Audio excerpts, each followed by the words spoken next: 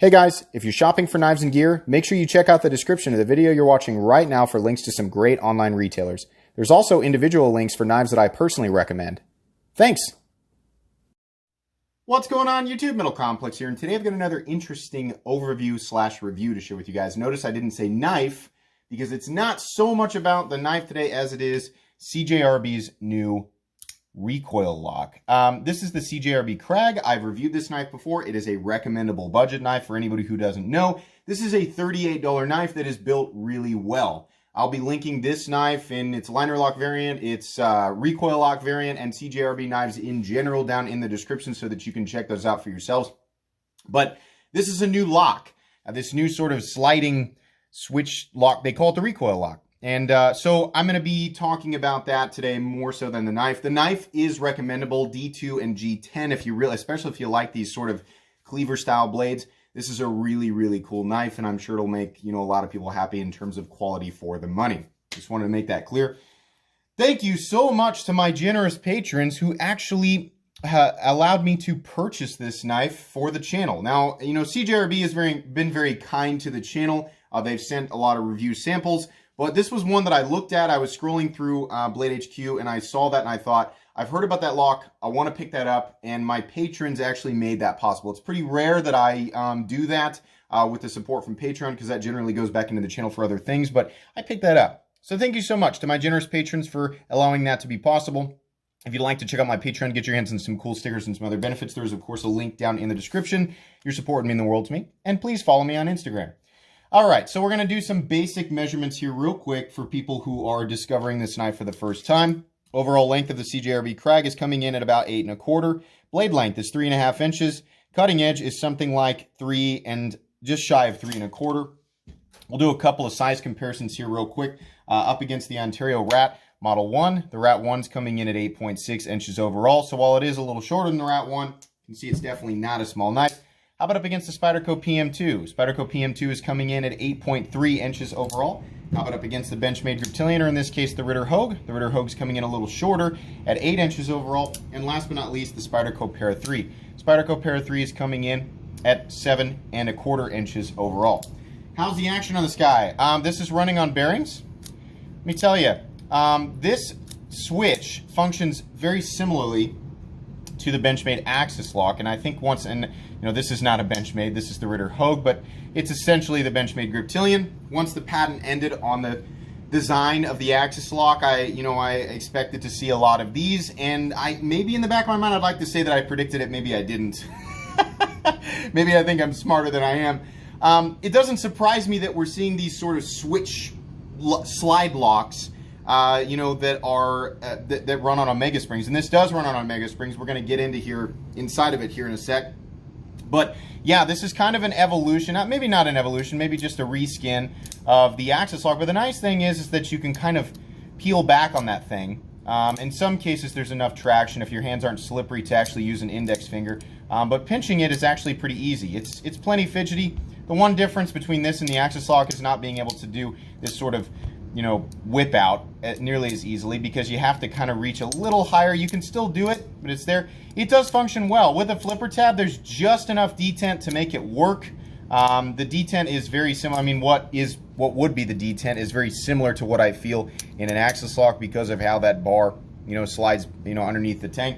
But yeah, honestly, fidget factor is there, and the action is really, really good for a $38 knife. It's honestly kind of impressive that we have this interesting and semi-unique lock. Obviously, the switch is unique, but the way that it works is similar to the Axis lock. But yeah, it's interesting, and it's nice and smooth. And the style of lock is very, very strong. Now, I understand, people are going to say the Omega Springs aren't strong. You're right. There's there's some cons to that, but the lock itself, how this locks up, is very strong. I would say it's better than a liner lock, but in most cases, that's never really going to be tested. So yeah, action is really, really good. Normally, I get out my bit selector and magnetic driver. They're both listed down in the description if you guys would like to pick up the same tools as me. But I'll tell you guys right now, this is a T8 pivot and these are T6 screws. I know that because I've reviewed the knife before. That's fine. It's never a deal breaker. I just wish that they would move to all T8 like they did on their Rhea, but that's for another video. Let's go ahead and do carry profile real quick. Thickness up against the Para 3, it's a tad bit thicker than the Para 3. Height and length up against the PM2 and Para 3 that are a little bit awkward in the pocket. Maximum length longer than the Para 3, a little bit shorter than the PM2. Maximum height at its tallest point is probably about the same as the PM2 and Para 3. So this is going to be a tad clunky in the pocket considering, you know, we are looking at, let's actually get out the flashlight, which is also listed down in the description, the Lumentop FW3A. It is not milled out on the inside, so the end result here, it being a full-size knife and dense, fairly thick materials, it's coming in reasonable, 4.9 ounces. That's definitely going to be too heavy for some people. Not the worst thing in the world. I would say it's the profile that's going to bother people more than anything else. All right, what did we do there? 5 minutes? Okay, that's good. Let's go ahead and get into this thing so I can show you guys what's going on the inside. We're just going to take off the front scale. I'm not going to completely disassemble the lock. I don't think that that's completely necessary. I have been into this once. There was a little bit of blue Loctite, the appropriate amount. Thank you, CJRB, for not caking it in blue Loctite or worse, red Loctite. Yikes, don't use red Loctite on your knives ever. Unless you know, just never, ever want to disassemble them again. Whew, I cranked that one back down hard. Don't do that. It's a good, do as I say, not as I do. I cranked that T6 screw down way too hard, and that's part of the reason why I don't like T6 screws, is because if you do accidentally crank them down all the way, you're more likely to strip them. These knives are made in China, so it's going to be a little harder to get your parts and everything like that. Alright, so here's what we're looking at here on the inside. You can see it does run on Omega springs. You see that little pin back there is essentially what's sliding in place underneath the tang of the blade. So yeah, it functions very similarly to the axis lock. This is neat though, right? I mean, you know, it's going to have the same weakness, and that is that if the Omega springs break, then the lock doesn't work. And so people get really, you know, bent out of shape about that. I have owned so many axis lock knives. Currently, let me get all of mine out. Yeah, is that what I got there? This guy, and this guy. That's the Mini Crooked River, the Ritter Hogue, and the Super Freak. This guy gets used a ton. This guy gets used a ton. This guy gets carried a little bit, played with, right? Whether or not I'm using them all the time, I am constantly putting pressure and releasing on those Omega springs, because these knives are knives that I fidget with a lot. I may not have had these, you know, a super long time. The Ritter Hogue maybe a year and a half or so. But all of the Benchmade knives that I've had, all of the axis lock knives that I've had or something in similar style, I have never once had an Omega spring break. Not once. Now your mileage is going to vary. I've had people say, you know, I've been using the same Benchmade knife for 15 years or 10 years or whatever, and I've never had a problem. And then I've had other people tell me the moment I got out of the box, brand new, flipped it and it broke, right?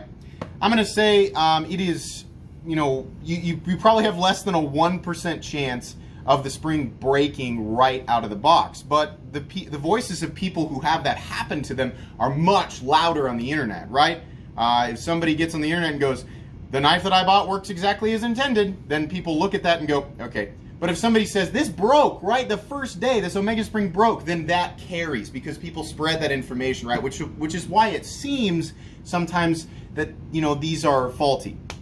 Now, I don't know if it's exactly the same type of Omega spring. I don't know what type of metal it is or anything like that.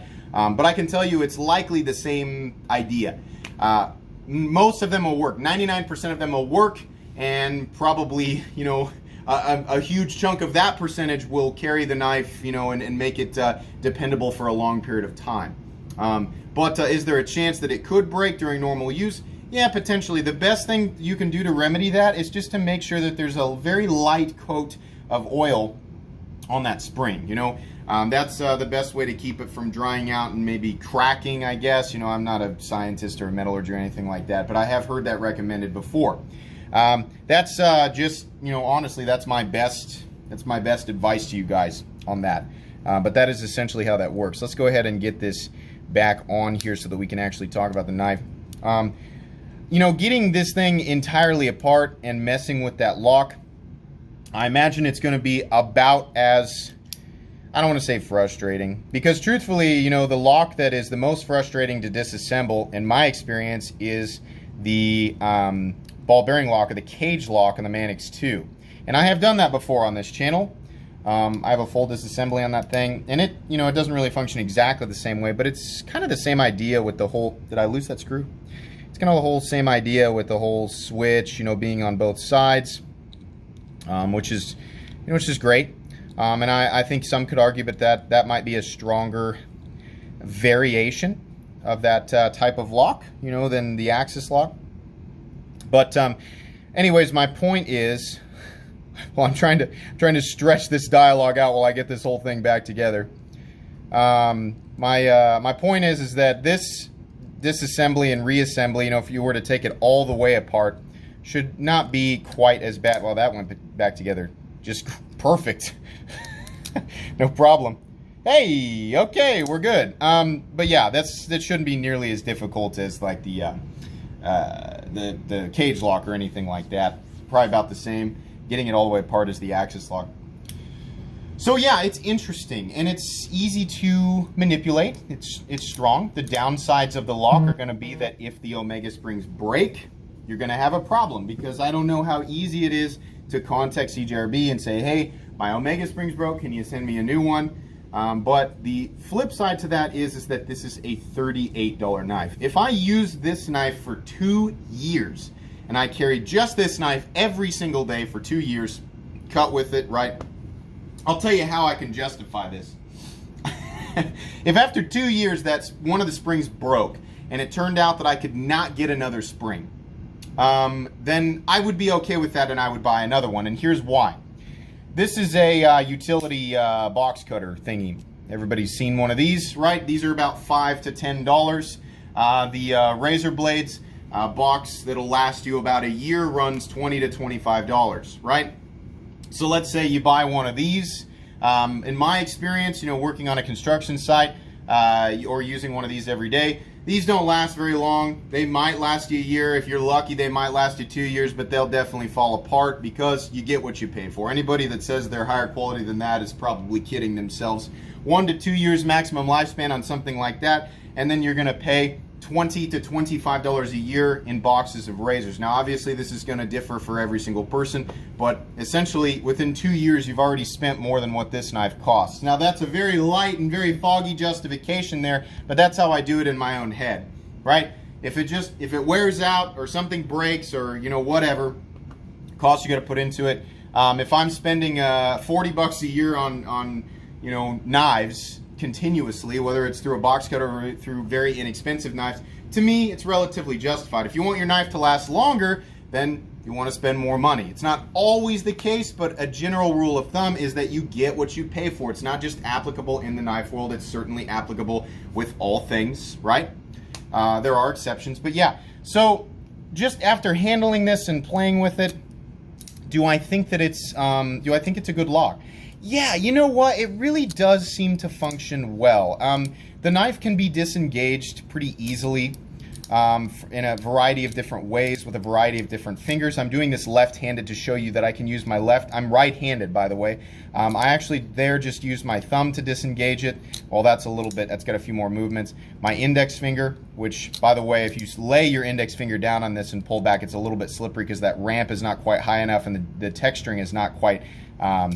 there's not quite enough traction, so I kind of do this, or even use my fingernail, or just using my index finger and my thumb, which is the easiest way to do it. Yeah, actually there's a couple of additional ways that you can do that.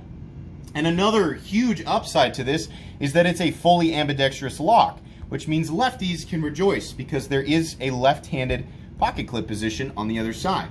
We've talked about the CJRB Crag and its pocket clip style, and I think they're moving away from that. I've seen some evidence of that in some newer models. You know, some other little things, some quirky things that didn't work quite as well on older CJRBs, and that includes the pocket clip and just the style of scales and maybe the milling on the liners and things like that. But anyways, you know, the CJRB Crag in the recoil lock is definitely recommendable. And honestly, I think the recoil lock is interesting enough, you know, despite its faults, which are similar to the axis lock, it is interesting enough that I think it's worth checking out on CJRB knives. And I'm really excited to see how they implement it in some of their other models. Ultimately, in my opinion, the best version of this style lock is a combination of what they did on the cage lock and the axis lock. Essentially, the style of the axis lock, the actuator, something like this, right? And that bar being shoved into place under the tang, that's great. The fault is with the Omega spring. So where Spyderco did it better is they used a peg and a coil spring. Now the problem with that is that the peg and the cage itself were plastic. So Benchmade Anthem, that was the one knife that really seemed to get it right. It was an all steel construction, axis lock and bar. Then it had a peg and it had a coil spring. That is the ultimate design of that lock, and honestly, as much as that is celebrated, I still think it's a little bit underrated. I don't know how much more it would cost. In fact, it seems like the lock would be easier to manufacture that way and cost a little bit less. It might just be pennies, but I'm just guessing based on my limited understanding of all that. Just manufacturing something with a stop back here, a peg, and a spring similar to what you find in a pen would be substantially more reliable. But I don't know.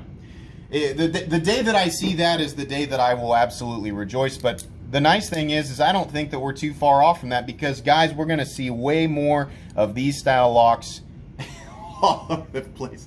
Fidget factor reigns supreme right now. People are like, yeah, you know, ultimate steel, ultimate this, ultimate that, blah, blah, blah. We want to be able to play with it. We want to be able to fidget with it. We want new, interesting locks. We want, you know, things that feel good to manipulate. And this thing checks most of those boxes, and you can have it for less than $40. This is great. I'm not going to, you know, say that it's not great because it doesn't have the peg and the coil spring. I think this is interesting, and I honestly do applaud CJRB for, you know, doing something like this. For anybody who's wondering, when it's in its locked out position, there's no play in the peg, but the switch itself has a little bit of play. That causes it to rattle just a little bit when it's locked out. But as far as lockout itself on the blade, 100% solid. I do applaud CJRB on that. That's nice. New lock. You're integrating it into designs that already existed as liner locks, and you've managed to get it to lock up solid and be centered, or darn near perfectly centered. I took this apart and put it back together, so I'm not going to judge it too hard. It did come centered right when I got it. This is cool. I like this. Be wary of the Omega springs. You know, you might be that, you know, less than 1% chance. I'm not going to say it's 1 in 100. It's probably far less than a 1% chance the Omega springs will break. If you're one of the, you know, 1 in 500 or 1 in 1,000 that has an Omega spring break on the first day or just within a couple of months, you know, of getting it, you know, that sucks. I'm sorry. Hopefully the retailer or CJRB will replace it for you, but I don't know. You'll have to contact them. For everybody else, the vast majority of people, you know, you're going to enjoy this just fine. Honestly, there's just as much chance of something failing on any lock design or any design, you know, that renders the knife not usable. So I wouldn't necessarily fear something like this. That's my honest thought about this lock. I hope that I covered everything you guys wanted to see. Did I mention it's running on bearings? I think so. This is much like the axis lock, where as soon as you disengage it, it is essentially going to swing shut, which is nice. In the closed position, we have much of the same thing going on that we see in a Benchmade axis lock. There's kind of, you know, if it was a detent ball and a frame lock or liner lock, I would call this movement here, I would call that detent lash, but it's not really the same thing. It's more so just, you know, the point where it starts to engage or create more friction with that bar back there that allows it to fly out, right? The flipping action is not exactly the same as breaking the detent on the liner lock version of this knife, but because of the shape of the flipper tab and the weight and mass of the blade of the Crag, it does just fine. But I think you guys would enjoy this. This comes in a bunch of different colors. Like I said, I'll be linking this down below. I don't know that there's really much more that I can say about this, you guys. We're already at 19 minutes, and I feel like I've talked a lot, so I think that's pretty much it today. Yeah, this is great. If you guys enjoyed this video, please leave a like. If you'd like to check out my other content, I do, of course, have lots of videos of knives that are either expensive or inexpensive that I do or don't like, so check those out. And if you enjoy all my content, go ahead and click on that Metal Complex logo right there and subscribe, because there's definitely more coming. Thanks again for watching, everybody, and have a great day.